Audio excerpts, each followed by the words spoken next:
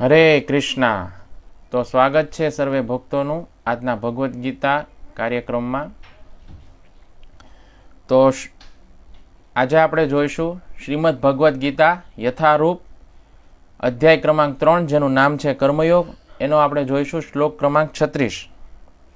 તો હું અહીંથી શ્લોકનું ઉચ્ચારણ કરું છું. અથ કેન પ્રયુક્તોયમ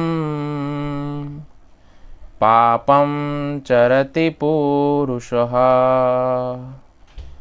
અનિચ્છન્નપી વાર્ષ્ણેય બલાદીવ નિયોજિત. અથ કેન પ્રયુક્તોયમ પાપમ ચરતિ પુરુષઃ અનિચ્છન્નપી વાર્ષ્ણેય બલાદીવ નિયોજિત. તો હવે આપણે શબ્દાર્થ જોઈશું.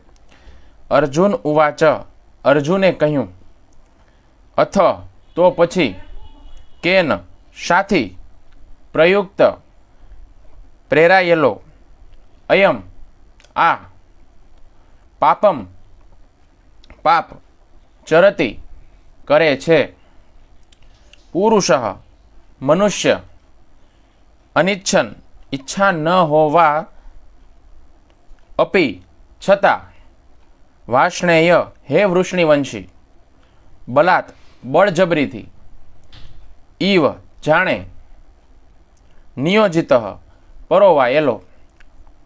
તો અનુવાદ હિઝ ડિવાઇન ગ્રેસ એસી ભક્તિવેદાંત સ્વામી શીલ પ્રભુપાદ દ્વારા. શીલ પ્રભુપાદ કી જય.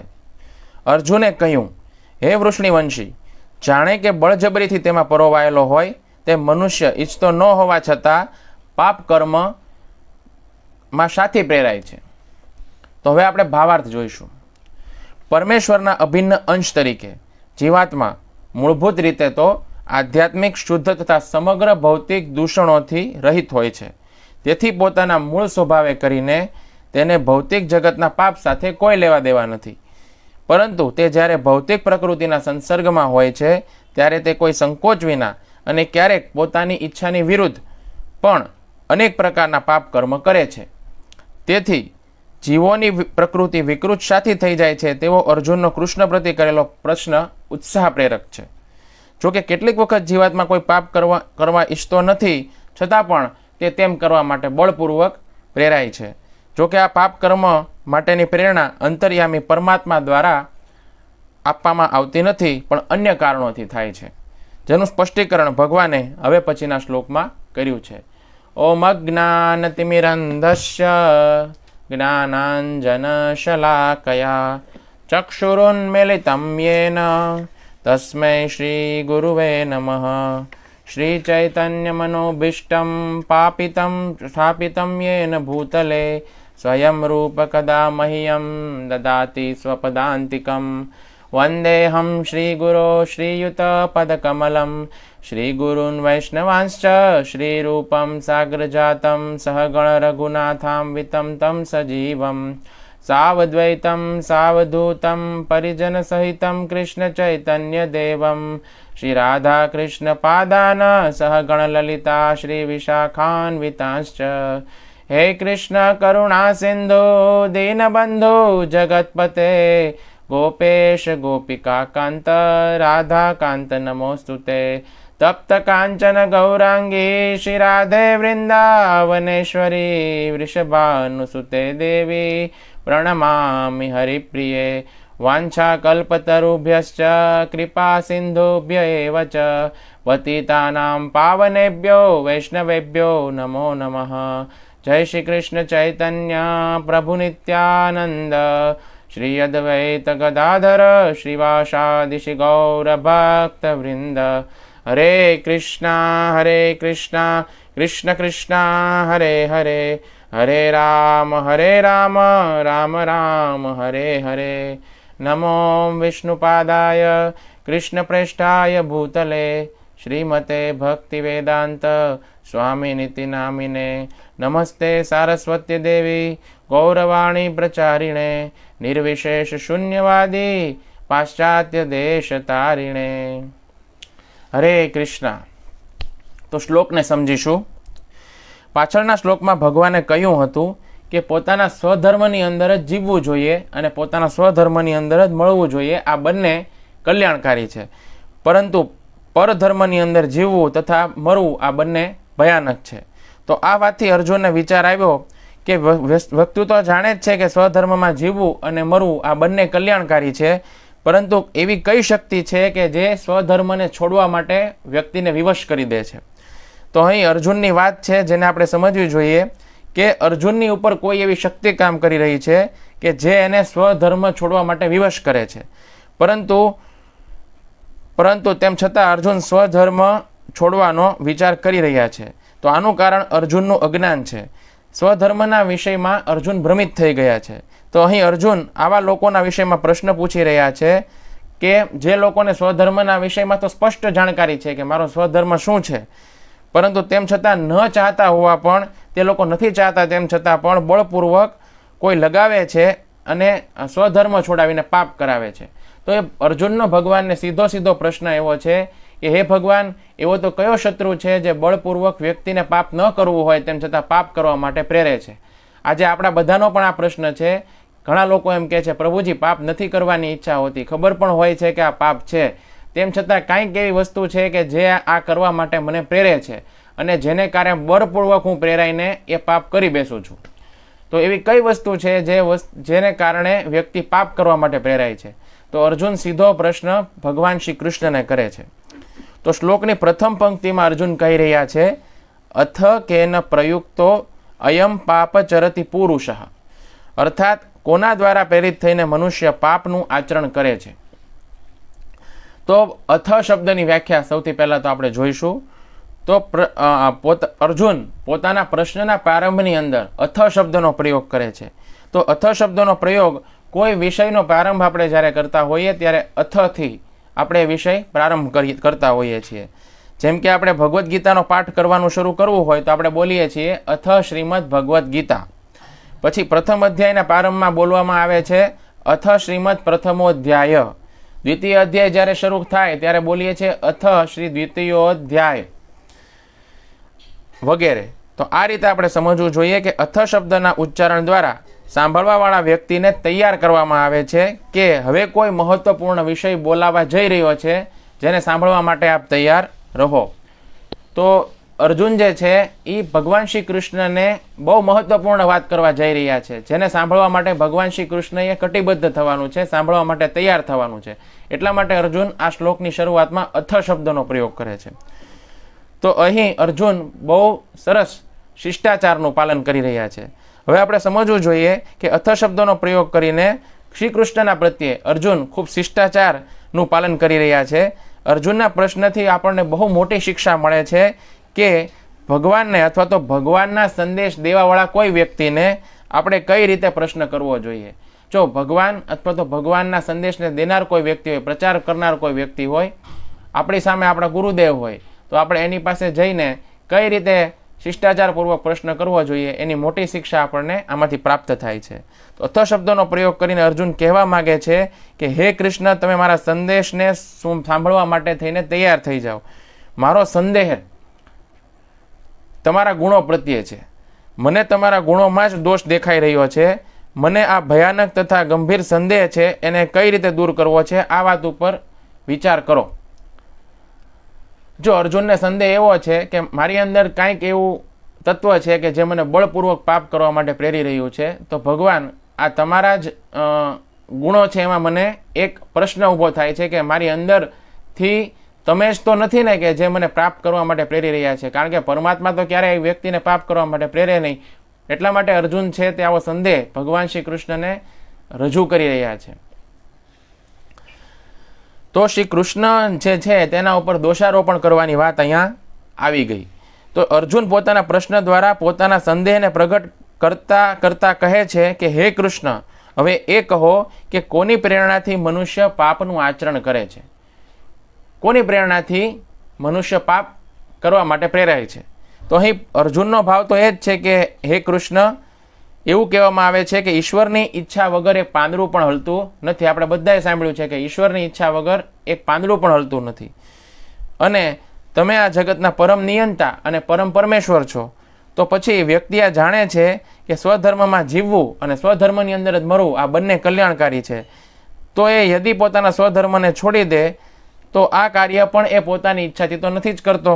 તો આવી સ્થિતિમાં એ જ નિષ્કર્ષ નીકળે છે કે તમે જ પરમેશ્વરના રૂપમાં અંદરથી એવી પ્રેરણા દઈ રહ્યા છો કે તે પોતાના સ્વધર્મને છોડી દે અને પાપ કરે. તો આવું કહેવાની બદલે અર્જુન ભગવાનને એવો પ્રશ્ન કરે છે. જો અર્જુન છે ને તે ડાયરેક્ટ આવો પ્રશ્ન નથી કરતા ભગવાનને, ડાયરેક્ટ એવું નથી કહેતા કે પરમેશ્વર જે છે, જે આપણી અંદર બેઠેલા છે એ જ આપણને પાપ કરવા માટે પ્રેરે છે. અર્જુન આવું કંઈક કહેવા માગતા હતા ભગવાનને, પણ ડાયરેક્ટ આપણે એને કહીએ તો ખરાબ લાગે, એટલા માટે અર્જુન જે છે એ આવું કહેવાને બદલે શું કહે છે કે શ્રી કૃષ્ણ, યદિ તમે આવું નથી કરી રહ્યા તો અન્ય કયો વ્યક્તિ છે કે જે મનુષ્યને સ્વધર્મ છોડી અને પાપ કરાવે છે? તો આ એ જ પ્રકારનો પ્રશ્ન છે કે યદિ કોઈ એક રૂમની અંદર તમારો સામાન પડેલો છે અને સામાન અચાનક જ ગાયબ થઈ જાય છે, તો એ સમયે ત્યાં આગળ કોઈ વ્યક્તિ મોજૂદ હોય તો એ વ્યક્તિને આપણે ડાયરેક્ટ એવું ન કહી શકીએ કે આ સામાન તમે ચોરી ગયા. આપણે એ વ્યક્તિને એમ કહેવું જોઈએ, શિષ્ટાચાર દ્વારા પ્રશ્ન પૂછવો જોઈએ કે આપણે કહીએ છીએ કે ભાઈ મારો સામાન છે એ અહીં ગાયબ થઈ ગયો છે, અહીંયા મેં મારો સામાન મૂકેલો હતો, હવે જોઉં છું તો મારો સામાન મને મળી નથી રહ્યો, સામાન ગાયબ થઈ ગયો છે, તો તમે અહીં ઉપસ્થિત હતા તો પછી કોણે સામાન ગાયબ કર્યો છે? આવું આપણે પૂછીએ ને કે સામાન તો અહીંયા જ હતો, તમે અહીંયા ઉપસ્થિત હતા એટલે તમને પૂછું છું કે સામાન કોણે ગાયબ કર્યો છે? તો કહેવાનો મતલબ તો એ જ છે કે સામાન તમે જ ગાયબ કર્યો છે, પરંતુ શિષ્ટાચાર દ્વારા પ્રશ્ન પૂછવાની રીત એ છે કે તમે અહીંયા હાજર હતા તો સામાન કોણે ગાયબ કર્યો? પ્રશ્ન આવી રીતે પૂછવો જોઈએ શિષ્ટાચાર દ્વારા. તો ગર્ગ સંહિતામાં અશ્વમેઘ ખંડના 48મા અધ્યાયથી 51મા અધ્યાય સુધી વર્ણન આવે છે કે જે સમયે ઉગ્રસેન દ્વારા છોડવામાં આવેલો અશ્વમેઘ યજ્ઞનો ઘોડો હસ્તિનાપુરની અંદર જાય છે, તો એ સમયે દુર્યોધન એ જાણીને ઘોડાને પકડી લે છે કે ઘોડાની રક્ષા એ યાદવગણ કરી રહ્યા છે જે પૂર્ણ રૂપે કૃષ્ણથી આશ્રિત છે. તો એ સમયે એણે સમસ્ત કૌરવ સૈનિકોને યાદવોની વિરુદ્ધ યુદ્ધ કરવામાં લગાડી દીધા. બધા જ જે કૌરવો હતા એને યાદવોની વિરુદ્ધમાં યુદ્ધ કરવા લગાડી દીધા અને અશ્વમેઘ યજ્ઞ માટે જે તૈયાર કરાયેલો ઘોડો હતો એ ઘોડો છે એને પણ પકડી લીધો. તો એ સમયે શ્રી કૃષ્ણ સ્વયં યુદ્ધની અંદર આવી ગયા અને એમણે ભયભીત થઈને એણે શ્રી કૃષ્ણને કીધું. કોણે કીધું? તો કે દુર્યોધને કીધું, હે પ્રભુ, હું ધર્મને પણ જાણું છું પરંતુ એમાં મારી પ્રવૃત્તિ નથી, અને પ્રભુ હું અધર્મને પણ જાણું છું પરંતુ અધર્મમાં મારી નિવૃત્તિ નથી. તો મારા હૃદયની અંદર કોઈક એવો દેવતા નિવાસ કરે છે કે જે મારાથી આ કરાવે છે, હું એ જ કરું છું. જો દુર્યોધન શું કહે છે કે મારી અંદર કોઈક એવું બેઠું છે કે જે મને આ કાર્ય કરાવી રહ્યું છે, તો હું એ જે કરાવે છે એ જ કાર્ય હું કરું છું. તો હે મધુસૂદન, હું પોતે યંત્ર છું અને તમે યંત્રી છો, અર્થાત યંત્રના સંચાલક છો. તો આપ જે પ્રમાણે મુજ યંત્રને ચલાવો છો, હું યંત્ર એ જ પ્રમાણે કાર્ય કરું છું. તો હું જે કાંઈ પણ પાપ કરું છું એનો દોષ તમે મહેરબાની કરીને મને ન આપો. તો જો દુર્યોધન છે તો ડાયરેક્ટ ભગવાનને એવું કહે છે કે હું જે કાંઈ પણ પાપ કરું છું એના માટે હું પોતે જવાબદાર નથી, એટલા માટે ભગવાન તમે મને દોષ ન આપો. તો અર્જુન અને દુર્યોધન આ બંને ભગવાનને પ્રશ્ન પૂછે છે, પરંતુ બંનેના ભગવાનને પ્રશ્ન પૂછવાની જે રીત છે એની અંદર બહુ મોટું અંતર છે. તો અહીં અર્જુનના મનમાં શંકા છે કે યદિ કોઈ વ્યક્તિ પાપને જાણે છે કે આ પાપ ન કરવું જોઈએ તો પછી એ પાપ કરે છે તો સંભવતયા કૃષ્ણ જ પરમેશ્વરના રૂપમાં એ પાપ કરાવતા હશે, કારણ કે કૃષ્ણ તે પરમાત્મા રૂપમાં બધાના હૃદયની અંદર સ્થિત છે. તો અર્જુન અહીં પ્રશ્ન કરી રહ્યા છે કે શ્રી કૃષ્ણ અર્જુન અહીં પ્રશ્ન કરી રહ્યા છે કે શ્રી કૃષ્ણ અવસર દઈ રહ્યા છે કે યદિ શ્રી કૃષ્ણની અતિરિક્ત અન્ય કોઈ વ્યક્તિ છે જે મનુષ્યને પાપનું આચરણ કરાવે છે તો શ્રી કૃષ્ણ કહે કે કયો વ્યક્તિ છે કે જેના દ્વારા મનુષ્ય પ્રેરિત થાય છે પાપ કરવા માટે. દુર્યોધન તો શ્રી કૃષ્ણ ઉપર સીધું જ દોષારોપણ કરી રહ્યો છે કે હે કૃષ્ણ, હું તો યંત્ર છું અને તમે યંત્રી છો, અને યંત્ર તો સતત કાર્ય કરતું નથી. યંત્રી જે પ્રમાણે યંત્રને ચલાવે છે એ જ પ્રમાણે યંત્ર કાર્ય કરે છે, તો એ જ પ્રમાણે તમે મને પાપ કરાવો છો. એટલે અંગ્રેજીની અંદર શું કહેવાય યંત્રને? મશીન. અને યંત્રીને શું કહેવાય? મિકેનિક. તો દુર્યોધન છે તે ડાયરેક્ટ ભગવાન કૃષ્ણને એવું કહી રહ્યા છે કે હું તો મશીન છું અને તમે કોણ છો? તો કે મશીનને ચલાવવાવાળા મિકેનિક છો. તો પછી હું તો જે કંઈ કરું છું એ તમે કરાવો છો એ પ્રમાણે કરું છું. એટલે મિકેનિક જે પ્રમાણે યંત્રને ચલાવે છે એ પ્રમાણે યંત્ર ચાલે છે. એટલે હું જે કાંઈ પણ પાપ કરું છું એને માટે હું જવાબદાર નથી, પરંતુ તમે જવાબદાર છો, કારણ કે તમે તમારા દ્વારા આ કાર્ય મારા માધ્યમથી તમે કરાવો છો અને એટલા માટે હું પાપ કરું છું, મારો કોઈ દોષ નથી. તો આ રીતે આપણે જોઈએ છીએ કે અર્જુને આ વિષયમાં શ્રી કૃષ્ણને બોલવાનો અવસર દીધો અને અર્જુને ભગવાનને બોલવાનો અવસર દીધો એટલે ભગવાને જવાબો આપ્યા અને એના દ્વારા ભગવદ્ ગીતાનું જ્ઞાન અર્જુનને પ્રાપ્ત થયું. તો અર્જુનને પણ શ્રી કૃષ્ણનો ઉપદેશ છે, ભગવાનનું અધરામૃત છે તે સાંભળવાનો અવસર પ્રાપ્ત થયો. પરંતુ દુર્યોધન છે તેણે આ વિષયમાં પોતાનો નિષ્કર્ષ પહેલેથી કહી દીધો કે ભગવાન આમાં તો તમારો જ વાંક છે, તમે જ પાપ કરવા માટે જીવને પ્રેરિત કરો છો અને તમારા કારણે મને પાપ કરવાની પ્રેરણા મળે છે અને એટલા માટે હું પાપ કરું છું. ડાયરેક્ટ નિષ્કર્ષ આપી દીધો. એટલે ભગવાનને બોલવાનો કોઈ અવકાશ જ ન રહ્યો. એટલે શ્રી કૃષ્ણ હું જે કાંઈ પણ પાપ કરું છું એમાં તમારો જ દોષ છે, મારો કોઈ દોષ છે જ નહીં, ડાયરેક્ટ નિષ્કર્ષ. એટલે આ રીતે આ વિષયમાં શ્રી કૃષ્ણને બોલવાનો કોઈ અવસર પ્રાપ્ત ન થયો અને દુર્યોધન ભગવાનની વાણી જે છે તેને સાંભળવાથી વંચિત રહી ગયા. તો અહીં જે યંત્ર અને યંત્રીની જે તુલના છે તે બિલકુલ યોગ્ય નથી. જો બીજું એ છે સમજવા જેવું કે અર્જુન પ્રશ્ન કરી રહ્યા છે, સીધું દોષારોપણ નથી કરી રહ્યા. તો આ પ્રશ્ન કરવાની રીત છે, પ્રશ્ન કરો પરંતુ અપરાધ ન કરો, પોતાનો નિષ્કર્ષ ડાયરેક્ટ ન દો.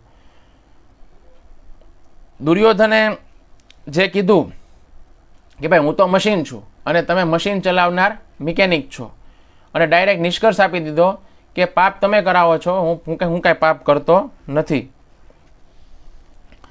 તો એ સમજવાનું છે કે કામ શત્રુ જે છે તે આપણા હૃદયની અંદર બેઠેલો છે અને 6 રૂપોની અંદર બેઠો છે: કામ, ક્રોધ, લોભ, મદ, મોહ અને મત્સર. ક્યારેક 6 શત્રુઓ અવાજ કરે છે અને હૃદયમાંથી ભગવાનનો પણ અવાજ આવે છે. આપણે ક્યારેક કહીએ છીએ ને અંતરાત્માનો અવાજ, તો હૃદયમાંથી ભગવાનનો પણ આવે છે અવાજ, અંતરાત્માનો પણ આવે છે, કારણ કે પરમાત્મા પણ આપણા હૃદયની અંદર જ બેઠા છે, પરંતુ આપણે એ અવાજ સાંભળી નથી શકતા. તો ઘણા લોકો છે એ એમ કે તે આ કામ કર્યું કેમ? તો એ વ્યક્તિ એમ કે અંદરથી અવાજ આવ્યો. ઘણી વખત કોર્ટની અંદર જજ સાહેબ પૂછે છે કે તે આ ખૂન કર્યું શા માટે? તારા ખૂન કરવાની જરૂર શું પડી? તો એ એમ કહે છે કે મારી અંદરથી અવાજ આવ્યો કે આ કરવું જોઈએ એટલા માટે મેં કરી નાખ્યું. તો હવે આપણને સમજાશે કઈ રીતે કે ભાઈ આ અવાજ છે તે ભગવાનનો છે કે અંદર બેઠેલા શત્રુઓનો છે? ઘણી વખત આપણે રિંગ વાગે અને આપણે ફોન ઉપાડીએ અને ફોનની અંદર સામેવાળાનો અવાજ આવે, પણ સામેવાળાના અવાજ સિવાયના બીજા ઘણા બધા અવાજ આવતા હોય. તો સામેવાળાનો અવાજ છે એ ક્લિયર આપણને સંભળાતો નથી અને ક્લિયર ન સંભળાય ત્યારે આપણને ખબર નથી પડતી કે સામેવાળાનો અવાજ કયો કે બીજા બધા બેકગ્રાઉન્ડમાં જે અવાજ આવે છે એ અવાજને સાંભળવું, કયા અવાજને સાંભળવું એ ખબર નથી પડતી. એવી રીતે ઘણી વખત શત્રુઓના અવાજ એટલા બધા હોય છે કે અંતરાત્માનો જે અવાજ છે, ભગવાનનો જે ઈશ્વરનો અવાજ છે એ સંભળાતો નથી અને પછી વ્યક્તિ ખોટું કામ કરી બેસે છે શત્રુઓનો અવાજ સાંભળીને અને પછી લગાતાર ખોટું કાર્ય કરે છે. પછી એક સમય એવો આવે છે કે અંતરાત્માનો અવાજ એને સંભળાતો જ નથી. તો હૃદયનો અવાજ સાચો ત્યાં સુધી નહીં સંભળાય જ્યાં સુધી તમારું હૃદય શુદ્ધ નહીં થાય. અને હૃદય શુદ્ધ કરવા માટે ભક્તિ યોગની વિધિની જરૂરિયાત છે. ભક્તિ યોગની વિધિ આપણે અપનાવવી પડશે. ભગવાનની ભક્તિ જે છે એમાં આપણે લાગવું પડશે અને શાસ્ત્ર, સાધુ અને આચાર્ય આ ત્રણેયને સંમત કાર્ય આપણે કરવું પડશે. એટલે શાસ્ત્ર, સાધુ અને આચાર્ય ત્રણેય લાઈનમાં સંમત કરે એ કાર્ય હોય તો આપણે કરીએ તો એમાં આપણને પાપ લાગતું નથી. તો આગળ ઉપર છે કે યંત્ર અને યંત્રી આ બંનેની તુલના જે કરી દુર્યોધને બિલકુલ ઉચિત નથી. દુર્યોધને પોતાની તુલના યંત્ર તથા શ્રી કૃષ્ણની તુલના યંત્રી સાથે કરી છે, પરંતુ આ તુલના બિલકુલ ઉચિત નથી. પહેલી વાત તો એ કે શ્રી કૃષ્ણ પરમાત્મા રૂપમાં સમગ્ર પ્રાણીઓના હૃદયની અંદર સ્થિત છે, પરંતુ એ કોઈ પણ પ્રાણીને પાપ કરવા માટે પ્રેરિત કરતા નથી. પહેલી વાત તો એ કે દરેક જીવના હૃદયની અંદર પરમાત્મા સ્વરૂપે વિદ્યમાન છે. આપણા હૃદયના ભાગ પાસે, પ્રદેશ પાસે પરમાત્મા પણ બિરાજમાન છે. આત્મા, શરીરની અંદર આત્મા પણ છે અને પરમાત્મા પણ છે. પણ એક વસ્તુ યાદ રાખવા જેવી છે કે પરમાત્મા ક્યારેય જીવને પાપ કરવા માટે પ્રેરિત કરતા નથી.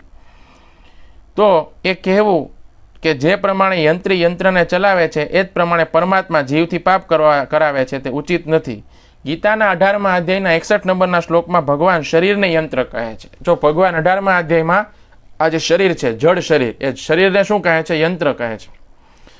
અને શરીર કેવું છે? તો કે જડ છે, નિર્જીવ છે. એટલા માટે શરીરને શું કીધું છે? યંત્ર કીધું છે. અને જીવાત્મા અને પરમાત્મા જે આ બે શરીરની અંદર નિવાસ કરનારા છે, એને શું કીધા છે? તો કે યંત્રની અંદર સવાર કીધેલા છે, પેસેન્જર.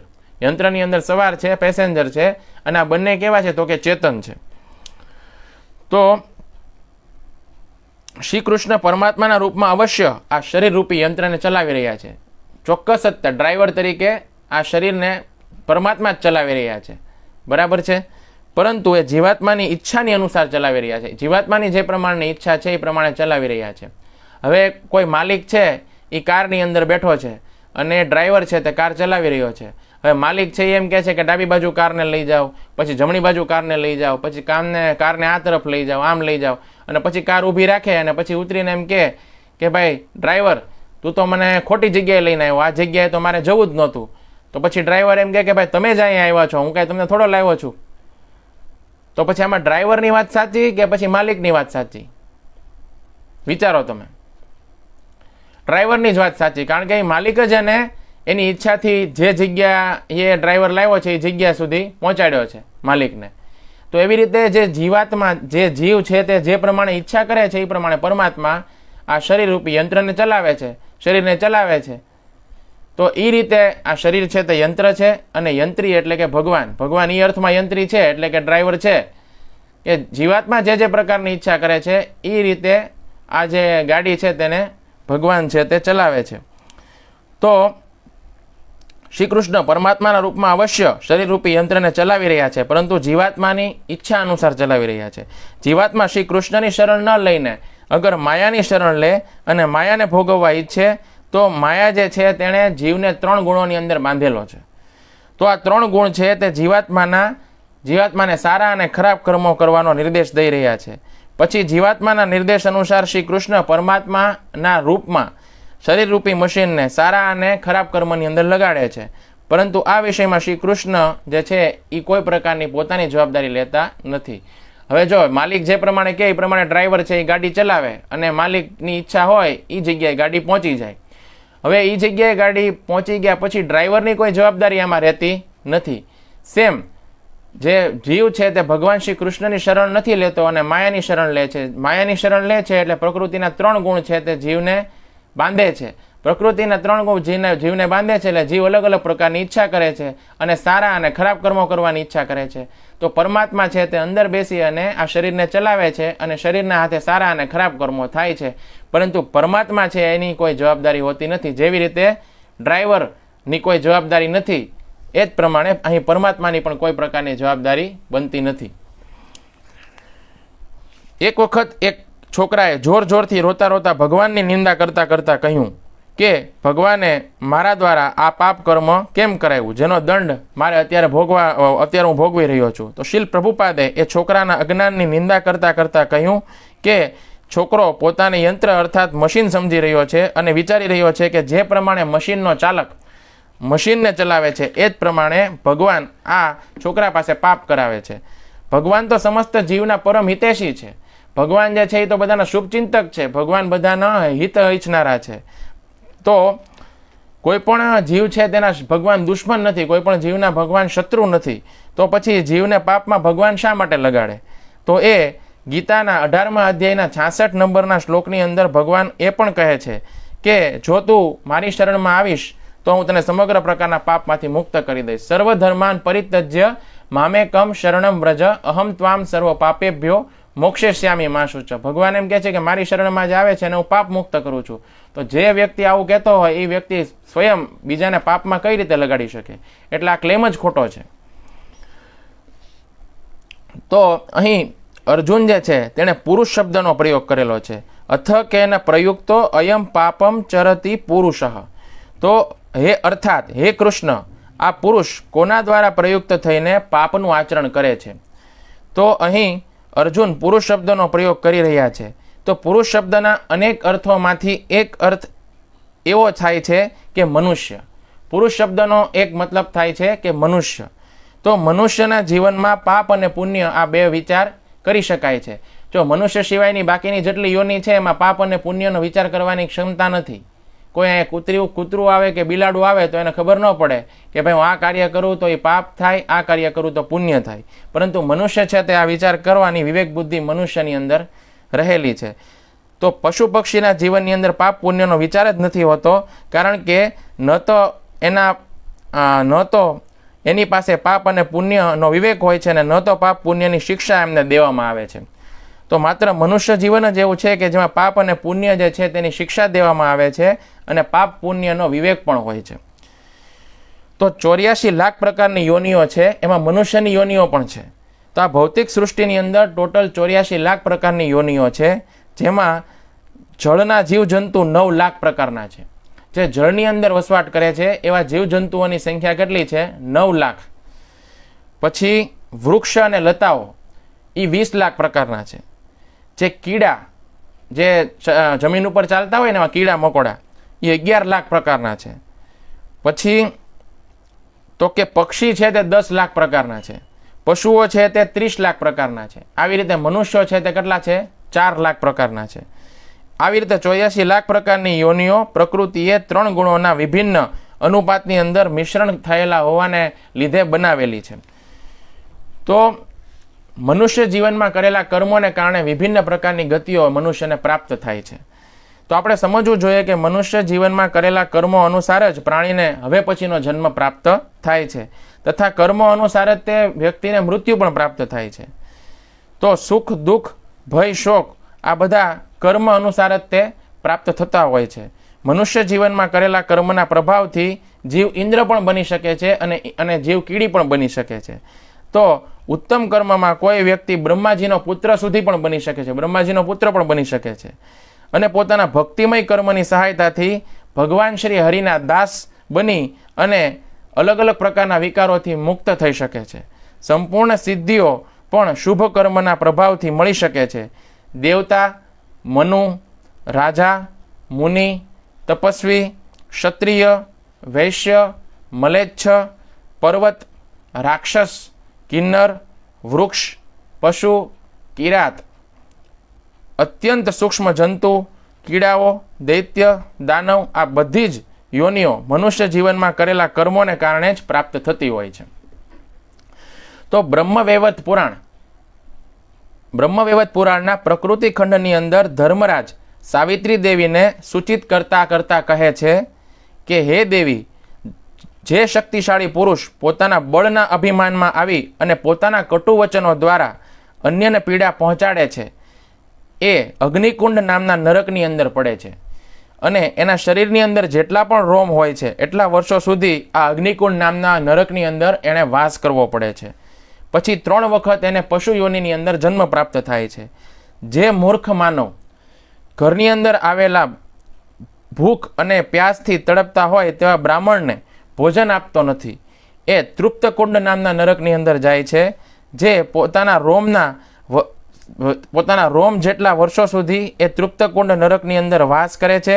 ત્યારબાદ 7 જન્મો સુધી એ પક્ષી બને છે. જે પોતાના અથવા બીજાના દ્વારા દીધેલી બ્રાહ્મણની સંપત્તિને છીનવી લે છે, એ 60,000 વર્ષો સુધી વિટકુંડ નામના નરકની અંદર જાય છે, જે મળથી ભરેલું હોય છે.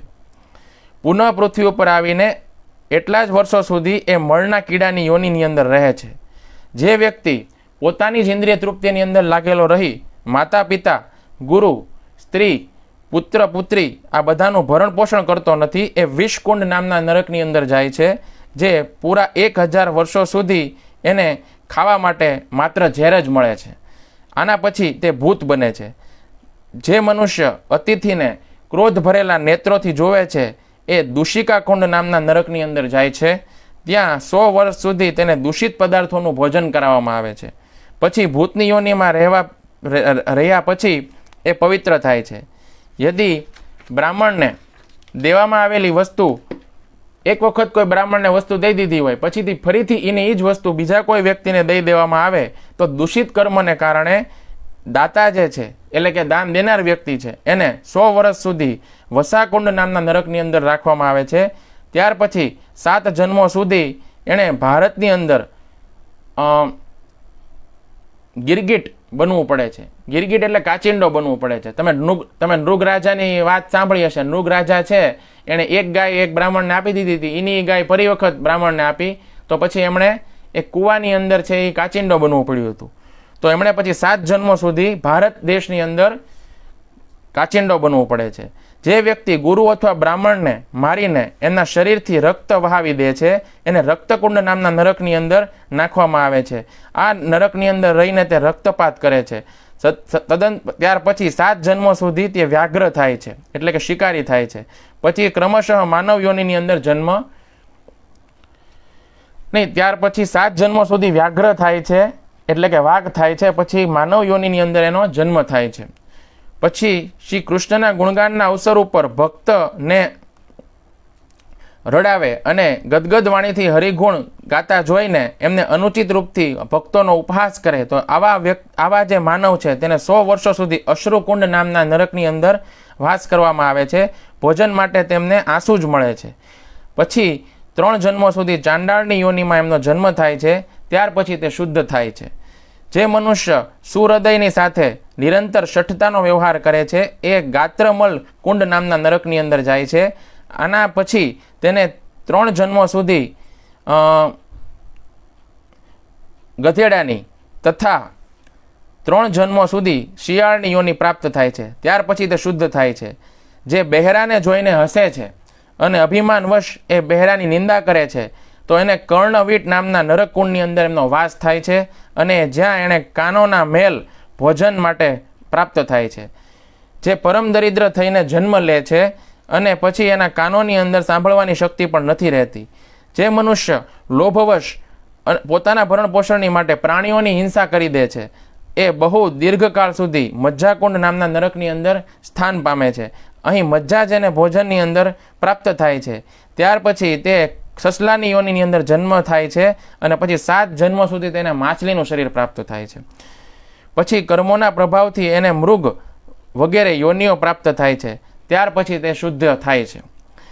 જો પોતાની કન્યાને પાલન પોષણ કરી અને મોટી કરે છે અને પછી એ કન્યાને વેચી દે છે તો આવા અર્થલોભી મહાન મૂર્ખ માણસ છે તેને માંસકુંડ નામના નરકની અંદર મોકલવામાં આવે છે.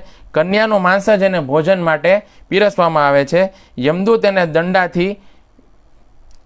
દંડાથી પીટે છે અને માંસના ભાર મસ્તક ઉપર એ ઉઠાવી અને ચાલે છે અને ભૂખ લાગે ત્યારે એને રક્તની ધારા ચાટવી પડે છે. તદંતર તે પાપી ભારતમાં જન્મ પ્રાપ્ત કરીને જે કન્યા હોય, કન્યાની જે વિષ્ઠા, કન્યાનું જે મળ છે એનો કીડો એ વ્યક્તિ બને છે. પછી 7 જન્મો સુધી તે વધીક થાય છે. ત્યારબાદ 3 જન્મો સુધી સુવર અને 7 જન્મો સુધી એને કૂતરાની યોનિ પ્રાપ્ત થાય છે. પછી 7 જન્મો સુધી દેડકો, 7 જન્મો સુધી જોંક અને 7 જન્મો સુધી કાગડાની યોનિ પ્રાપ્ત થાય છે. ત્યાર પછી તેનું શુદ્ધિકરણ થાય છે. જે વ્યક્તિ ચામડાને અડ્યા વિના હાથ ધોઈને પૂજાની વસ્તુઓને અડે છે એ ચર્મકુંડ નામના નરકની અંદર વાસ કરે છે. જે સેવક કઠોર વચન કહીને સદા સ્વામીને કષ્ટ પહોંચાડે છે તે તીક્ષ્ણ કંટક નામના નરક કુંડમાં કાંટાથી ભરેલું ભોજન પ્રાપ્ત કરે છે. યમદૂત તેને દંડાથી બહુ કષ્ટ પહોંચાડે છે. જે નિર્દયી વ્યક્તિ પ્રાણીને વિષ દઈને મારી નાખે છે એ 1000 વર્ષો સુધી વિષકુંડમાં રહી અને ભોજન કરે છે. પછી 7 જન્મો સુધી નરઘાતી અર્થાત જલ્લાદ બને છે. 7 જન્મો સુધી તે કોઢી બને છે. પછી પ્રત્યેક અંગની અંદર એને ફોડા અને ફૂસિયા કષ્ટ આપે છે. અને જે વ્યક્તિ બળદ અને જોતરવાવાળા વ્યક્તિને દંડાથી બળદને સ્વયં મારે છે અથવા તો પોતાના સેવક દ્વારા મરાવે છે એ તપ્ત તેલ નામના નરકકુંડની અંદર રહે છે. અને જે બળદ છે એ જેટલા એના શરીર ઉપર રૂવાડા હોય છે એટલા વર્ષો સુધી તેણે પોતે બળદ બની અને કષ્ટ ભોગવવું પડે છે. જે બ્રાહ્મણ માંસ અને માછલી ખાય છે અને શ્રી હરિના નૈવેદ્યની વસ્તુ એટલે કે ભગવાનને અર્પણ કર્યા વિનાની વસ્તુ ખાય છે એ કૃમિકુંડ નામના નરકની અંદર વાસ કરે છે. જે ભોજનના રૂપમાં માંસ ઉપલબ્ધ થાય છે. તત્પશ્ચાત 3 જન્મો સુધી તેને મલેચ્છની યોનિ મળે છે. જે દંડ ન દેવા યોગ્ય વ્યક્તિને અથવા તો પછી બ્રાહ્મણ વ્યક્તિને દંડ દે છે એ વ્રજદ્રષ્ટ નામના નરક કુંડની અંદર જાય છે. તેમાં કીડા જ કીડા હોય છે અને એને કીડાઓ ખાય છે. પછી તે હાહાકાર મચાવે છે. જે મૂર્ખ રાજા ધનના લોભથી પ્રજાને સતાવે છે એ વૃચ્છી કુંડક નામના નરકની અંદર નિવાસ કરે છે. પુનઃ 7 જન્મો સુધી એ પાછો વીછી થાય છે. ત્યાર પછી મનુષ્યની યોનિમાં અંગહીન અને રોગી થઈને જન્મ લે છે. જે અભિમાની રાજા થોડાક અપરાધને કારણે અંધકારપૂર્ણ કારાગારમાં પ્રજાઓને મારે છે એને ગોળકુંડ નામના નરકની અંદર જવું પડે છે. એ નરક બહુ જ ભયંકર છે. એમાં ખૂબ ઉકળતું હોય તેવું જળ ભરેલું હોય છે અને ચારે તરફ અંધકાર છવાયેલો હોય છે. તીખા દાંતવાળા કીડાઓ સર્વત્ર ફેલાયેલા હોય છે. આવા દારૂણ નરકની અંદર એ પડેલો રહે છે. તત્પશ્ચાત મનુષ્ય થઈને એ પ્રજાઓનો પાછો સેવક બને છે. તો આ જે અલગ અલગ પ્રકારની સજાઓ નરકની અંદર પ્રાપ્ત થાય છે તે બ્રહ્મવૈવર્ત પુરાણની અંદર ધર્મરાજ છે, જે યમરાજ છે, તે સાવિત્રીજીને સમજાવે છે. તો હવે શ્લોકની આગળની પંક્તિના શબ્દો આપણે જોઈશું. શ્લોકની આગળની પંક્તિમાં અર્જુન એવું કહે છે, અનિચ્છન્નપી વાષ્ણેય, અર્થાત હે વાષ્ણેય, ઈચ્છાઓ ન હોવા છતાં પણ. તો અહીં અર્જુનનું કહેવું છે કે ક્યારેક ક્યારેક ઈચ્છા નથી હોતી તેમ છતાં પણ વ્યક્તિ પાપનું આચરણ શા માટે કરે છે? તો દુર્યોધન અને દુશાસન જેવા લોકો તો ઈચ્છાપૂર્વક પાપ કરે છે. જો લોકો બે પ્રકારના છે. એક તો એવા લોકો છે કે જેને ઈચ્છા છે પાપ કરવાની અને ઈચ્છા કરે છે, અને બીજા એવા પ્રકારના લોકો છે કે જેને કોઈ પ્રકારની ઈચ્છા નથી તેમ છતાં એ પાપ કર્મ કરે છે. તો અહીં કહેવામાં આવ્યું છે કે દુશાસન અને દુર્યોધન જેવા જે લોકો છે તે ઈચ્છા છે તેમ છતાં પણ એ લોકો પાપ કર્મ કરે છે. તો એમને પાપ કરીને અથવા તો પાપ કર્યા, એમણે પાપ કરવાથી ન તો પૂર્વમાં અને ન તો પાપ કર્યા પછી કોઈ પ્રકારની લજ્જા કે ગ્લાનીનો અનુભવ થાય છે. એમને ન તો કોઈ પ્રકારનો લજ્જાનો અનુભવ થાય છે કે ન તો કોઈ પ્રકારનો ગ્લાનીનો એટલે કે પસ્તાવાનો અનુભવ થાય છે. આવા લોકો આસુરી સ્વભાવના હોય છે. પાપ કરતાં પહેલાં પણ નહીં અને પાપ કરતાં પછી પણ કોઈ પ્રકારની લજ્જા કે ગ્લાની એમને થતી નથી. આજકાલની શિક્ષા પણ એ જ છે કે મનમાં જે કાંઈ પણ ઈચ્છા હોય એને તરત કરી નાખો, એને ઈચ્છાને તરત પૂરી કરો, તથા પોતાના મનમાં ગ્લાની ન આવવા દો કે તમે કોઈ ખોટું કાર્ય કર્યું છે. જો લોકો છે, આજની શિક્ષા કેવી છે કે લોકો છે એને જે વિચાર આવે એ કાર્ય તરત જ કરી નાખવાનું, મનમાં કોઈ પ્રકારની ગ્લાની નહીં લાવવાની કે તમે કોઈ ખોટું કાર્ય કર્યું છે. અહીંયા સુધી કે દુષ્ટ લોકોને ગીતા સારના નામે આસુરી સિદ્ધાંતનો પ્રચાર પ્રસાર કરવાનું પ્રારંભ કરી દીધું છે કે જે કાંઈ પણ થઈ રહ્યું છે તે ઠીક થઈ રહ્યું છે, જે કાંઈ પણ થઈ રહ્યું છે તે જે કાંઈ પણ થશે તે ઠીક થશે અને જે કાંઈ પણ થયું તે ઠીક થયું. તો આવો જે સંદેશ છે તેનો ખોટો દુષ્પ્રચાર થઈ રહ્યો છે. તો આ સિદ્ધાંતને ગીતાના 16મા અધ્યાયના 4થા શ્લોકમાં ભગવાને દંભ, દર્પ, અભિમાન અને અજ્ઞાનનું નામ આપેલું છે. તો ભગવાન કહી રહ્યા છે કે આસુરી લોકો આ જ દંપ, દર્પ, અભિમાન અને અજ્ઞાનને પોતાની સંપત્તિ સમજે છે. ગીતાના 16મા અધ્યાયના 2જા શ્લોકમાં ભગવાન લજ્જાને દિવ્ય ગુણ ઘોષિત કરે છે. આનો અર્થ છે કે શ્રી કૃષ્ણના જે ભક્ત હોય છે એમણે પાપ કરવામાં લજ્જાનો અનુભવ થાય છે. જો ભગવાનના જે ભક્ત છે એ કોઈ પાપ કર્મ કરે તો એમને એમની અંદરથી લજ્જાનો અનુભવ થાય છે, એમને શરમ આવે છે. તો અહીં અર્જુન આવા ભક્તોની માટે પ્રશ્ન કરી રહ્યા છે કે જે પાપ કરવાની ઈચ્છા નથી કરતા તથા પાપ કરતા સમયે એમને અત્યંત લજ્જાનો અનુભવ થાય છે. અર્જુન કહે છે કે હે કૃષ્ણ, જો તમારા ભક્ત અર્જુન કહી રહ્યા છે કે હે કૃષ્ણ, જે તમારા ભક્ત પાપ કરવાની ઈચ્છા નથી કરતા તથા પાપ કરતા સમયે અત્યંત લજ્જાનો અનુભવ કરે છે એ કોના દ્વારા પ્રયુક્ત થઈને પાપ કર્મ કરે છે? તો જો અર્જુન છે તે એમ કહે છે કે જે ભક્તો હોય છે એ જ્યારે કોઈ પાપ કર્મ કરતા પહેલાં એમને ખૂબ લજ્જાનો અનુભવ થાય છે, ખૂબ શરમનો અનુભવ થાય છે, પણ એની અંદર કાંઈક એવી વસ્તુ છે કે જેને પાપ કરવા માટે બળપૂર્વક લગાડે છે અને પાપ કરી બેસે છે. તો અર્જુનનો પ્રશ્ન ભગવાનને એ જ છે કે આ કઈ વસ્તુ છે કે જે વ્યક્તિને પાપ કરવા માટે પ્રેરિત કરે છે? તો અહીં અર્જુન પોતાની વાતને પુષ્ટ કરે છે. અર્જુનના પ્રશ્નથી ખબર પડે છે કે અર્જુનને આ વાતમાં કોઈ સંદેહ નથી કે મનુષ્ય સ્વયં પાપ નથી કરતો, પરંતુ એને કોઈ વ્યક્તિ કે કોઈ અન્ય શક્તિ એવી છે કે જે પાપમાં લગાડે છે. પરંતુ યદિ અર્જુનને પ્રશ્ન કરવામાં આવે કે એમણે આ નિષ્કર્ષ કેવી રીતે કાઢ્યો કે મનુષ્ય સ્વયં પાપ નથી કરતો પરંતુ એને કોઈ અન્ય વ્યક્તિ પાપ કરવા માટે લગાડે છે, તો અહીં અર્જુન કહી રહ્યા છે અનિચ્છનપી, એટલે કે કોઈ મારી ઈચ્છા નથી, ઈચ્છા ન હોવા છતાં પણ પાપ કરવા માટે કોઈ વ્યક્તિ પ્રેરે છે. તો અહીં અર્જુનનું કહેવું છે કે યદિ કોઈ વ્યક્તિ પાપ કરવા નથી માગતું તો પછી પણ પાપ કરી બેસે છે, તો આ વાતથી નિષ્કર્ષ નીકળે છે કે કોઈ અન્ય વ્યક્તિ યા કોઈ અન્ય શક્તિ એને પાપ કરવામાં લગાવી રહી છે. તો અર્જુન અહીં શ્રી કૃષ્ણ અર્જુનને વાર્ષ્ણેય નામથી સંબોધિત કરે છે. તો અર્જુનને શ્રી કૃષ્ણ વાર્ષ્ણેય શબ્દથી સંબોધિત કરે છે. તો વાર્ષ્ણેય જે શબ્દ છે તેનો મતલબ થાય છે કે એવો વ્યક્તિ જેણે વૃષ્ણિ નામના રાજાના વંશની અંદર જન્મ લીધેલો છે. તો વૃષ્ણિ નામના રાજા શ્રી કૃષ્ણના મહાન ભક્ત હતા અને એમનું મન એટલું બધું શુદ્ધ હતું કે એમના મનમાં પાપ કરવાની ક્યારે પણ ઈચ્છા નહોતી. 1 મિનિટ ભક્તો, હું એક સ્થાન અહીંથી ચેન્જ કરી અને બીજા રૂમમાં જાઉં છું. ત્યાં સુધી 2 મિનિટ જેટલો સમય લાગશે. ત્યાં સુધી આપણે હરે કૃષ્ણ મહામંત્ર બોલીશું. હરે કૃષ્ણ કૃષ્ણ કૃષ્ણ હરે હરે, હરે રામ રામ રામ હરે હરે, હરે કૃષ્ણ કૃષ્ણ કૃષ્ણ હરે હરે, હરે રામ રામ રામ હરે હરે, હરે કૃષ્ણ કૃષ્ણ કૃષ્ણ હરે હરે, હરે રામ રામ રામ હરે હરે. સોરી ભક્તો, રાત્રિનો સમય છે એટલા માટે સ્થળ ચેન્જ કરવું પડ્યું, પરંતુ આપણે આપણો ક્લાસ કન્ટિન્યુ રાખીશું. હરે કૃષ્ણ. તો આપણે શું વાત કરતા હતા કે ભગવાને અર્જુનને વાર્ષ્ણેય નામથી સંબોધિત કર્યા છે. તો વાર્ષ્ણેય શબ્દનો અર્થ એવો છે કે એવો વ્યક્તિ કે જેણે વૃષ્ણિ નામના રાજાના વંશમાં જન્મ લીધો છે.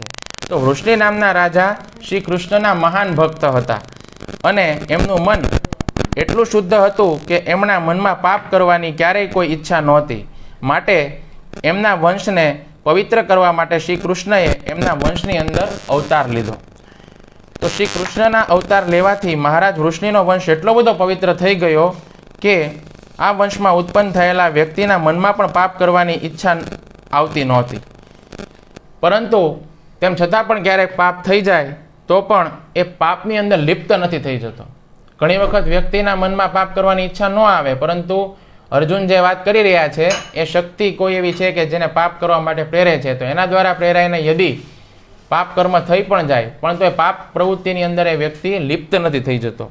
તો અહીં અર્જુનનું કહેવું છે કે શ્રી કૃષ્ણ, તમે વૃષ્ણિ વંશની અંદર જન્મ લઈ અને વૃષ્ણિ વંશીઓને એટલા બધા પવિત્ર કરી દીધા છે કે એમાં પાપ કર્મ કરવાની ઈચ્છા ન હોવા છતાં પણ ક્યારેક પાપ થઈ જાય તો એને ક્યારેય પાપનું બંધન લાગતું નથી. પરંતુ આવી વાત અન્ય મનુષ્યો માટે નથી.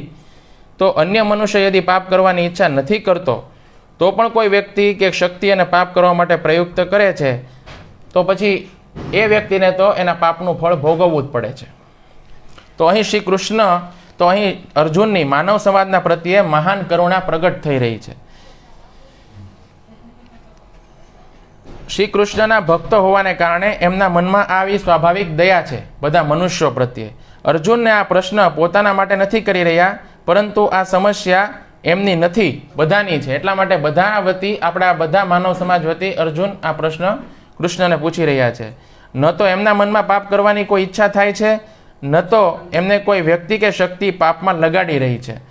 તો અર્જુનની કરુણા આવા લોકો ઉપર પ્રગટ થઈ રહી છે જે પાપ નથી કરવા માગતા, પરંતુ કોઈ વ્યક્તિ કે શક્તિ દ્વારા વિવશ થઈને એમને પાપ કરવું પડે છે. તો આપણે આગળના શ્લોકની અંદર આવશે ભક્તો કે એવી કઈ શક્તિ છે કે જે પાપ કરવા માટે પ્રેરે છે. તો એ કામ શત્રુ છે. કામમાંથી તે ક્રોધ પ્રગટ થાય છે. કામ, ક્રોધ, લોભ, મદ, મોહ, મત્સર, આ બધું જે છે એ કામમાંથી જ આવે છે. તો કામ જે છે ને મેઇન શત્રુ છે જે આપણા હૃદયની અંદર બેસીને આ બધી પ્રવૃત્તિઓ કરાવે છે. તો એ આપણે આગળના શ્લોકમાં જોઈશું. પણ અત્યારના શ્લોકમાં તો અર્જુન જે પ્રશ્ન પૂછી રહ્યા છે એના વિષયમાં જ આપણે વ્યાખ્યા કરી રહ્યા છીએ. તો વૈષ્ણવનું એક લક્ષણ છે કરુણા.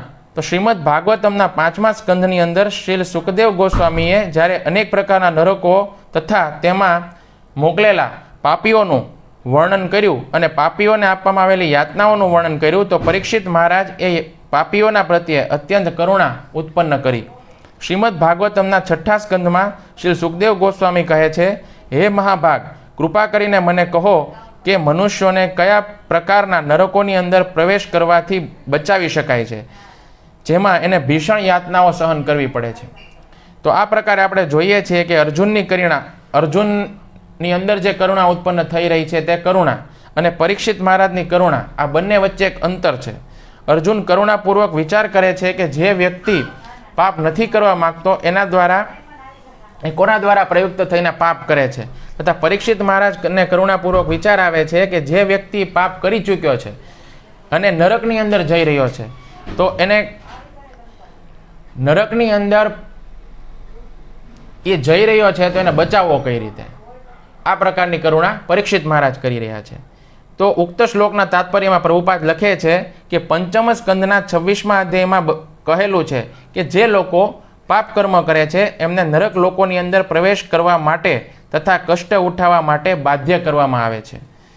પરંતુ મહારાજ પરીક્ષિત ભક્ત છે, માટે એમને ચિંતા છે કે કઈ રીતે રોકી શકાય. વૈષ્ણવ પર દુઃખે દુઃખી હોય છે, બીજાના સુખે સુખી હોય છે અને પર દુઃખે દુઃખી હોય છે. આ વૈષ્ણવનો સ્વભાવ છે. તો બીજા શબ્દોમાં એને નિજી કષ્ટ થતું નથી, પરંતુ અન્યોને દુઃખી જોઈને પોતે દુઃખી થઈ જાય છે. પ્રહલાદ મહારાજ કહે છે, હે પ્રભુ, મારી પોતાની કોઈ સમસ્યાઓ નથી, કારણ કે મેં તમારા દિવ્ય ગુણોનું ગાન કરવાનું શીખી લીધું છે. અત હું તો ભાવ સમાધિની અંદર પ્રવેશ કરી જાઉં છું.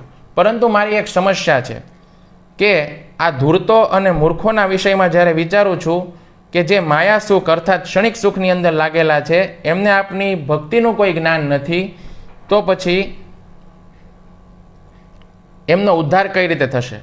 તો દરેક વૈષ્ણવ જે છે તેના સમક્ષ આ સમસ્યા હંમેશા રહે છે, કારણ કે વૈષ્ણવ પૂર્ણતયા ભગવાનને શરણાગત હોય છે. એની પોતાની કોઈ સમસ્યા ક્યારેય હોતી જ નથી, પરંતુ પતિત બદ્ધાત્માઓ પ્રત્યે દયાળુ હોવાને કારણે આ જીવનમાં તથા આગળના જીવનમાં નારકીય જીવનથી બચાવવાની યોજનાઓના વિષયમાં હંમેશા વિચારતા રહે છે. તમે જુઓ, શ્રીલ પ્રભુપાદ છે એ પણ બધા બદ્ધ જીવાત્માઓનો ઉદ્ધાર કઈ રીતે કરવો એના વિષયમાં હંમેશા વિચારતા રહેતા અને એના વિષયમાં હંમેશા યોજનાઓ બનાવતા રહેતા. એટલે શ્રીલ પ્રભુપાદ છે એ પહેલાંના સમયમાં કોઈ સંન્યાસી સમુદ્ર પાર જતા નહીં. કોઈ સંન્યાસી સમુદ્ર પાર જાય તો એ વર્જિત હતું. તેમ છતાં પણ બદ્ધ જીવાત્માઓના ઉદ્ધાર માટે કાર્ગોશિપની અંદર બેસી અને શ્રીલ પ્રભુપાદ 70 વર્ષની ઉંમરે પ્રચાર કરવા માટે, કૃષ્ણ ભાવનામૃતનો પ્રચાર કરવા માટે જાય છે. અને એ કાર્ગોશિપની અંદર એમને 2 હાર્ટ એટેક આવે છે. તેમ છતાં પ્રભુપાદ છે તે વિદેશની ધરતી ઉપર જાય છે અને ત્યાં આગળ જઈને પણ કૃષ્ણ ભાવનામૃતનો પ્રચાર કરે છે, ભગવાનના સંદેશનો પ્રચાર કરે છે, શ્રીમદ ભગવદ્ ગીતા અને ભાગવતમ જેવા ગ્રંથો લખે છે, આખા વિશ્વનું 14 વખત પરિભ્રમણ કરે છે અને આખા વિશ્વની અંદર જે કૃષ્ણ ભક્તિ છે તેનો પરચમ લહેરાવે છે.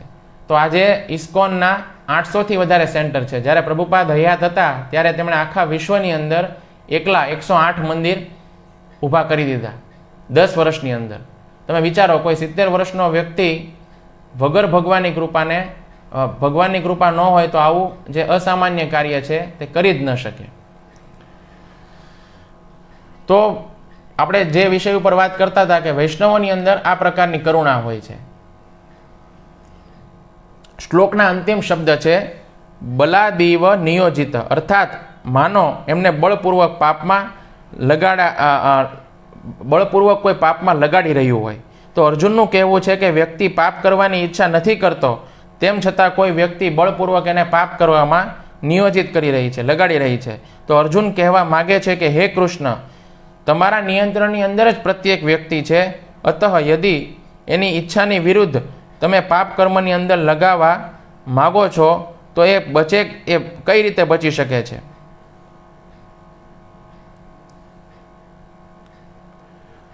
સોરી ભક્તો, ફરીથી વાંચું છું. અર્જુન કહેવા માગે છે કે કૃષ્ણ, દરેક વ્યક્તિ તમારા જ નિયંત્રણની અંદર છે, તો યદિ એની ઈચ્છાની વિરુદ્ધ તમે તેને પાપ કર્મની અંદર લગાવવા ઈચ્છો છો તો પછી એ કઈ રીતે બચી શકે છે? કહેવાનો ભાવાર્થ એવો છે કે કોઈ વ્યક્તિ છે એ પાપ કર્મ કરે છે અને દરેકે દરેક વ્યક્તિ યદિ તમારા નિયંત્રણની અંદર છે તો એ પાપ કર્મ કરવાથી બચી કઈ રીતે શકે? તો હે કૃષ્ણ, તમે બળવાનોમાં પણ પરમ બળવાન છો.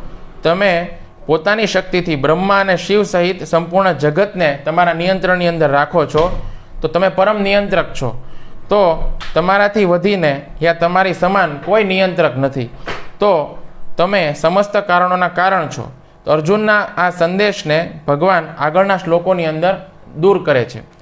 પરંતુ આ એક વાત આપણે સમજી લેવી જોઈએ કે શ્રી કૃષ્ણ કોઈ પણ જીવને ન તો પોતાની સેવા કરવા માટે વિવશ કરે છે અને ન તો પાપ કરવા માટે વિવશ કરે છે. જીવ તો શ્રી કૃષ્ણને એ જીવને શ્રી કૃષ્ણ એ સ્વતંત્રતા આપે છે કે એ કાં તો શ્રી કૃષ્ણની સેવા કરે યા તો માયાની સેવા કરે. જીવ પોતાની સ્વતંત્રતાનો દુરુપયોગ કરી અને માયા છે એની સેવા કરે છે, માયાને ભોગવે છે, માયાને ભોગવવાની ઈચ્છા કરે છે, તથા માયાદેવી એ જીવને 3 ગુણોનું બંધન પ્રદાન કરે છે અને 3 ગુણોના બંધન દ્વારા બંધાયેલો જીવ સારા અને ખરાબ કર્મો કરવા માટે વિવશ થઈ જાય છે.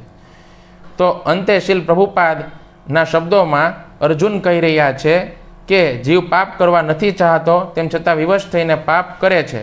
તો આપણે સમજવું જોઈએ કે આ બીમારીની એકમાત્ર ચિકિત્સા કૃષ્ણ ભાવનામૃત છે.